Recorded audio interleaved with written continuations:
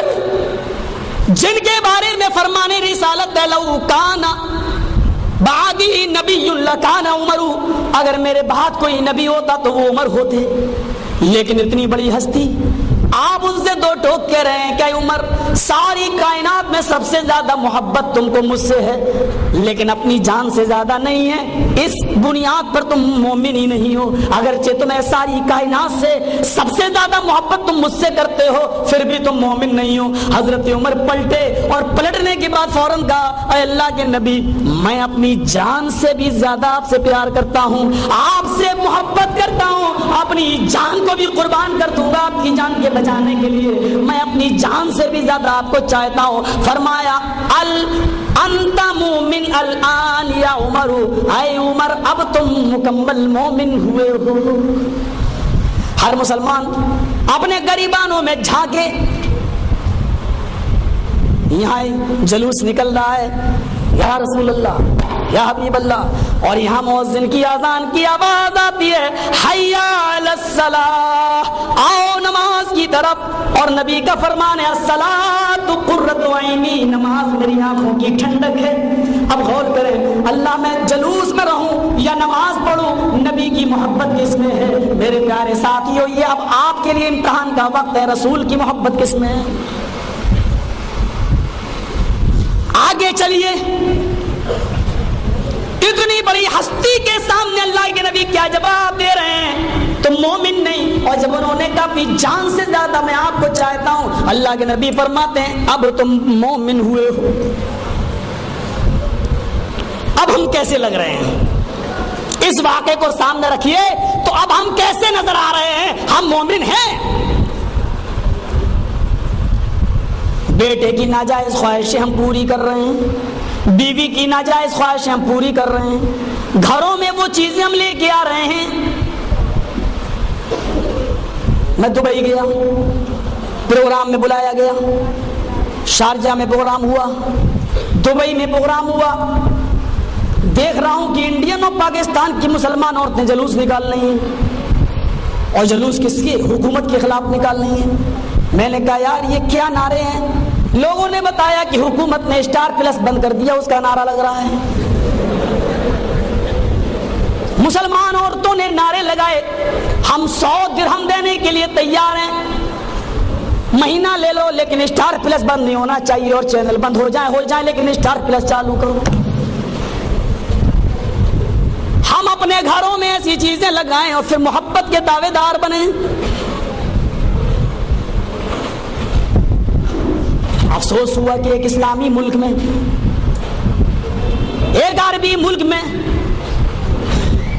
اور star plus کے خلاف ایسا احتجاج، آخرکار حکومت کو جھکنا پڑا اور شام تک اعلان کرنا پڑا کہ ہم نے تمہاری مانگ پوری کر دی۔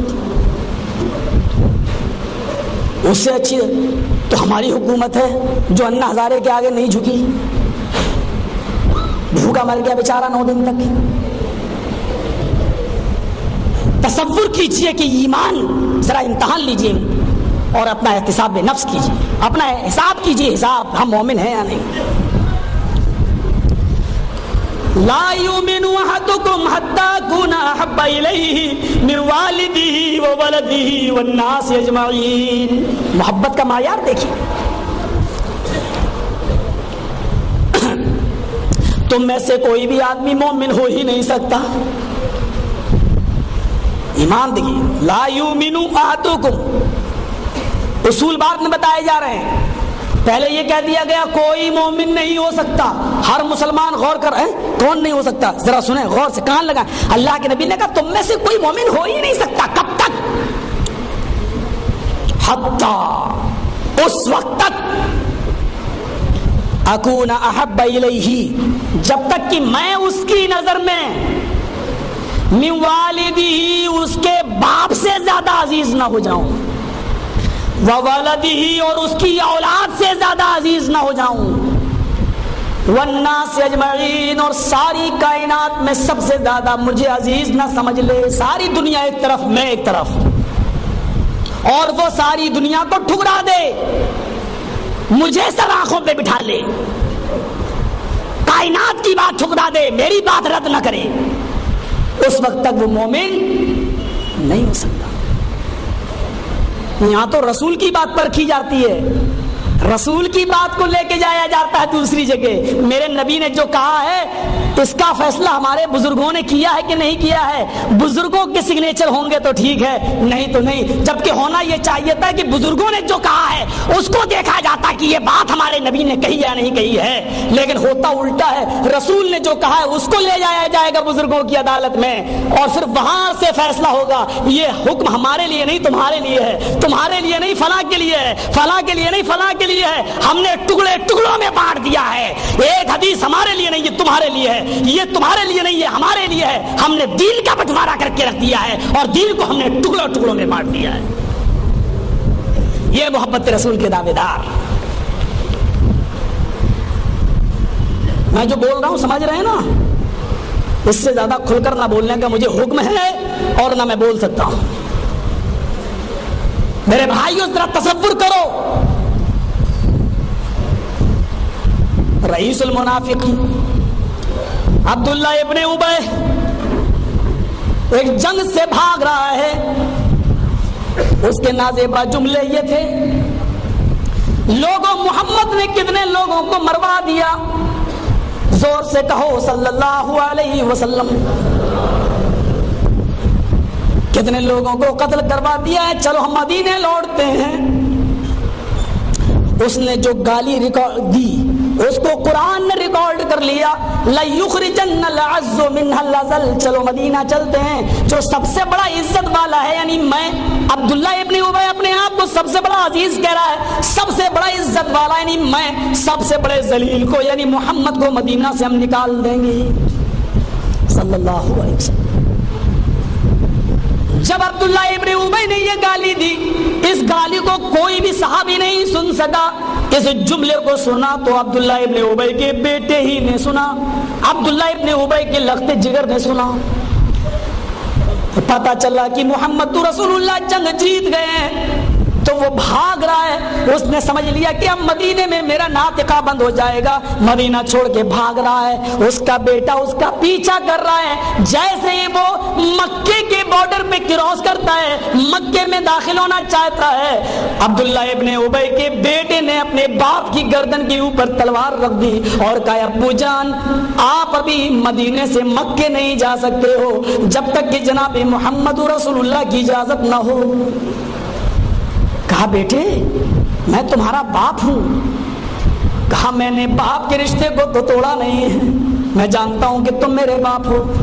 بیٹے تم جانتے ہو کہ میں نے کیا گالی دی ہے اور گالی کی پاداش میں میرے قتل کا فرمان نافذ ہوگا، لہذا مجھے چھوڑ دو، مجھے جانے دو۔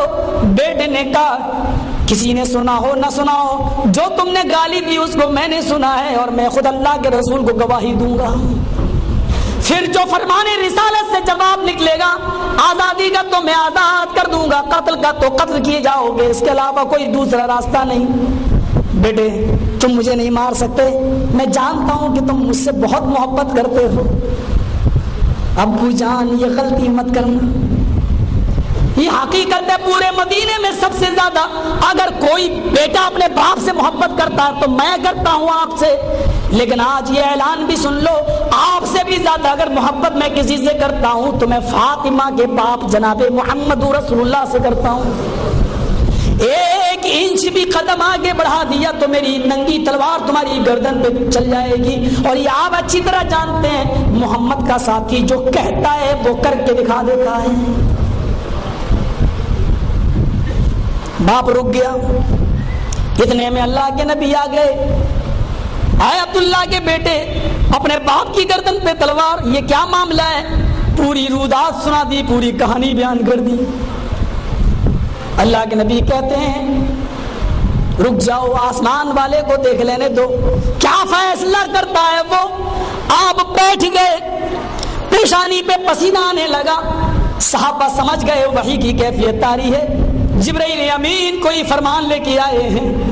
جیسے اللہ کے نبی نے پیشانی کا پسینہ پوچھا، عبداللہ کا بیٹا کھڑا ہو کے کہنے لگا اللہ کے نبی فیصلہ کرنے سے پہلے بات سن لیجئے میری، اگر جبرائیل امین آسمان سے میرے باپ کے قتل کا حکم لے کر آئے ہیں، تو اللہ کے نبی یہ حکم کسی اور کو نہیں، اس کے بیٹے کو دینا، مجھے دینا۔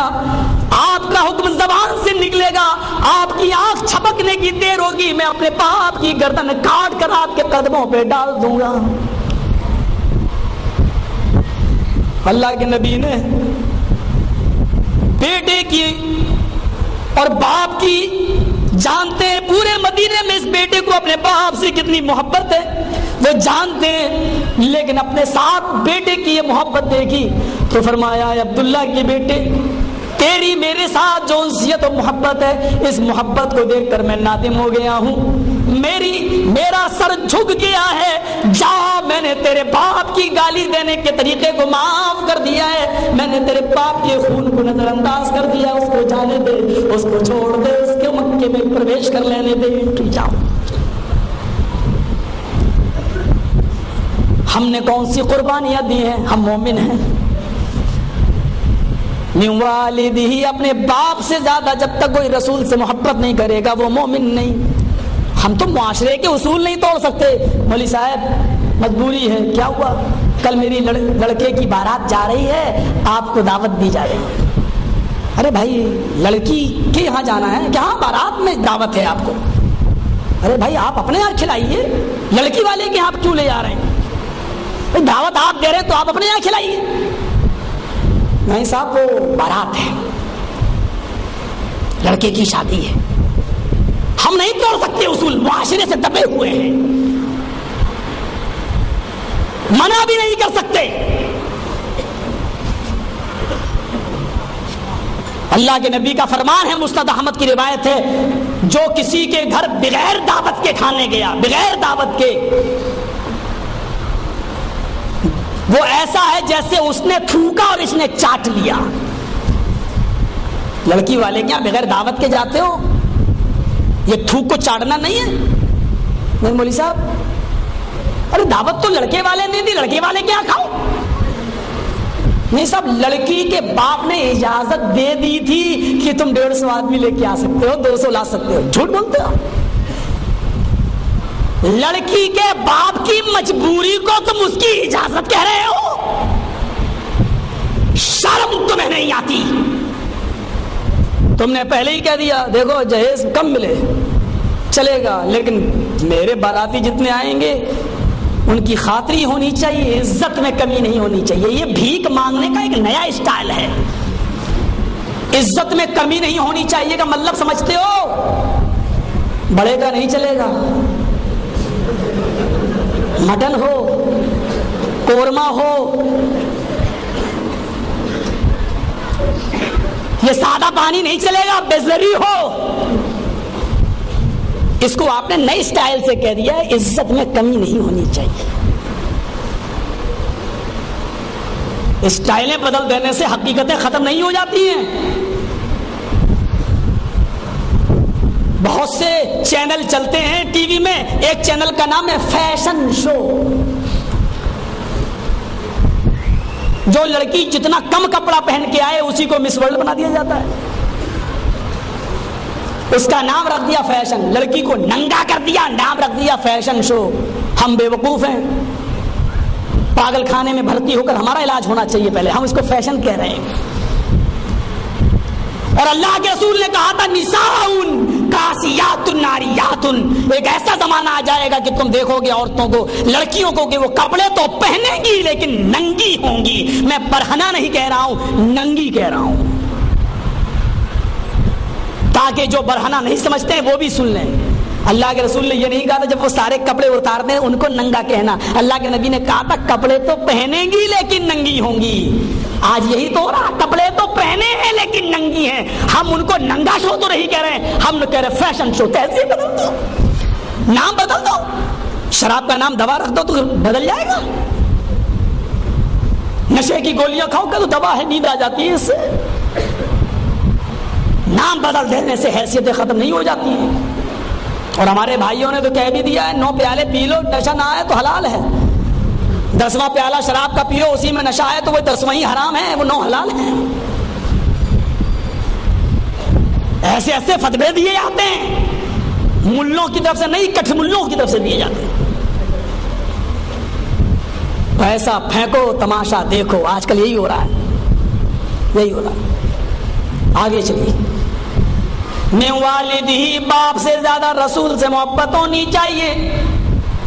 جہیز کی بات تو ضمناً آ گئی، آج ہم اس کو معاشرے سے ختم نہیں کر پا رہے ہیں، سماج کی برائی نہیں لے پا رہے ہیں، سماج کی برائی ہے، اس کو آج ہم ختم کیسے کریں گے؟ مولوی صاحب ہمیں حق ہی نہیں ہے کہنے کا، چلے جاتے ہیں۔ اگر آج ہم اس کے لڑکے کی بارات میں نہیں گئے تو کل میرے لڑکے کی بارات میں کون جائے گا؟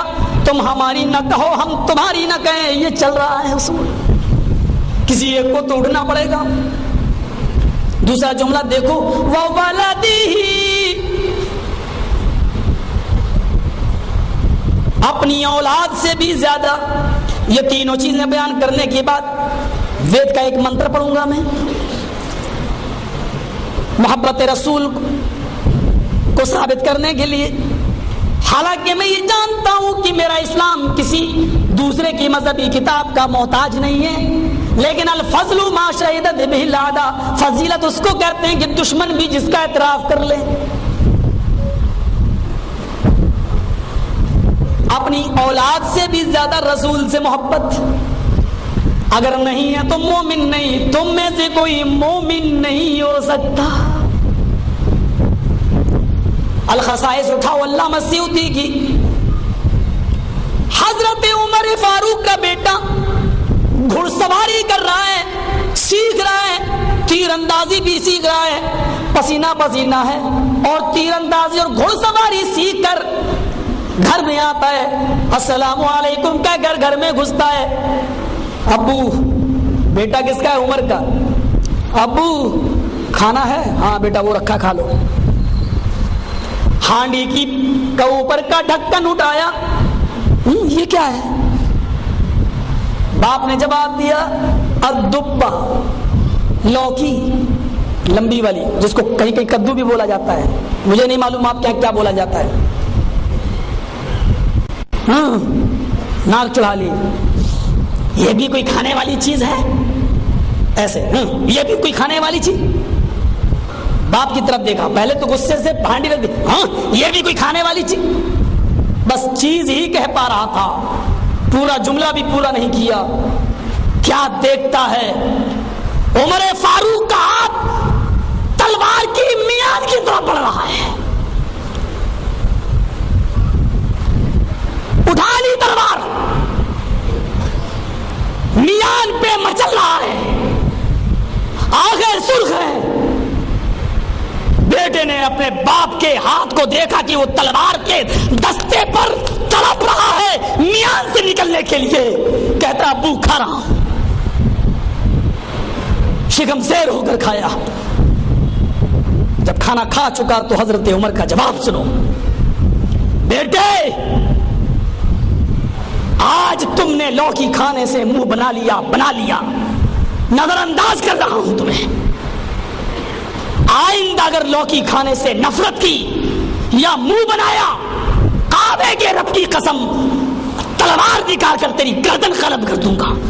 یہ نہیں سوچوں گا کہ قتل ہونے والا میرا بیٹا ہے، یہ سوچ کر قتل کر دوں گا کہ میرے نبی کی محبوب غذا سے نفرت کرنے والے کا چہرہ میرے سامنے تڑپ رہا ہے۔ ہم اپنے بیٹے کی فرمائشیں پوری کر رہے ہیں، شریعت کے خلاف سارے کام، لو لوڈو لے لو، کھیل رہا بیٹا، موبائل کیمرے والا چاہیے، میموری والا چاہیے، وہ لا کے دے رہے۔ پتہ لگاؤ، لڑکیاں پڑھ رہی ہیں کہاں صاحب؟ عثمانیہ یونیورسٹی میں۔ کہاں پڑھ رہی ہیں؟ فلاں یونیورسٹی میں۔ کیا موبائل دے دیا؟ لڑکیوں کا موبائل کیوں؟ پوری بڑی اور جوان نہیں ہوئی ہیں، ان کے پاس نئے نئے پھل آ رہے ہیں، نئے نئے پھل، وہ پھل آ رہے ہیں جس کا موسم نہیں۔ زکریا علیہ السلام نے کلاس لے لی، کلاس، مریم انا لکی ھذا، تیرے پاس یہ ساری چیزیں کہاں سے آ رہی ہیں؟ سیب کا موسم نہیں، سیب کہاں سے آیا؟ انار کا موسم نہیں، انار کہاں سے آیا؟ اللہ والی تھی، مسجد میں پرورش پا رہی تھی، اللہ والی کی جواب بھی ویسا ہی تھا، قالت من عند اللہ، مجھ پر شک نہ کرو، یہ نعمتیں اللہ کی طرف سے آ رہی ہیں۔ آپ کی بیٹیاں پڑھ کے آئیں، آپ کلاس لو ان کی، یہ تیرے پاس کاغذ کا پھول کہاں سے آیا؟ تیرے پاس یہ رومال کہاں سے آیا؟ تیرے پاس یہ پھول بنے ہوئے کاغذ جس کی قیمت 325 روپے ہے، یہ کہاں سے آیا؟ تیرے موبائل میں یہ نمبر کہاں سے آیا؟ یہ مس کال کہاں سے آئی؟ آپ کی کوئی ذمہ داری نہیں بنتی ہے، کوئی ذمہ داری آپ کی اوپر عائد نہیں ہوتی ہے. کریں کیا؟ یہ موضوع اصلاح معاشرے کا نہیں ہے، ورنہ میں بتاتا آپ کو. ہماری کوئی ذمہ داری نہیں بنتی. حضرت زکریا کلاس لے رہے، کہاں سے آیا؟ ہم پوچھ نہیں سکتے. بھروسہ ہے کیا؟ میری بیٹی پر بھروسہ ہے، اسکول میں پڑھتی ہے. مولوی صاحب نہیں بھروسہ ہے، بھروسہ ہے. اللہ کے نبی کی بیویاں ملنے آئیں، اللہ کے رسول اعتکاف میں بیٹھے ہیں، اور جب وہ پردے کے ساتھ واپس جانے لگی، دو انصاری گزر رہے تھے. آپ نے کہا ادھر آؤ ادھر آؤ ادھر آؤ، دیکھو یہ میری بیویاں ہیں. یہ مت سوچنا کہ محمد کسی پرائی عورت سے بات کر رہا تھا صلی اللہ علیہ وسلم. یہ میری بیویاں ہیں. ہاں اللہ کے رسول میں آپ کے بارے میں ایسا نہیں، تم تو نہیں سوچ سکتے ہو، لیکن شیطان خون کی رگوں میں دوڑتا ہے. ہو سکتا ہے تمہارے دل میں کیا کیا وسوسے ڈالتا ہے. جہاں اتنا احتیاط برتا جاتا ہے، ہمیں بھروسہ ہے. نہیں مولوی صاحب میری بیٹی کے موبائل میں پیسے ہی نہیں رہتے ہیں، وہ کسی کو کال کر ہی نہیں سکتی ہے. جواب دیکھیے ہمارے بھائی، ارے تیری بیٹی کے موبائل میں بیلنس نہیں رہتا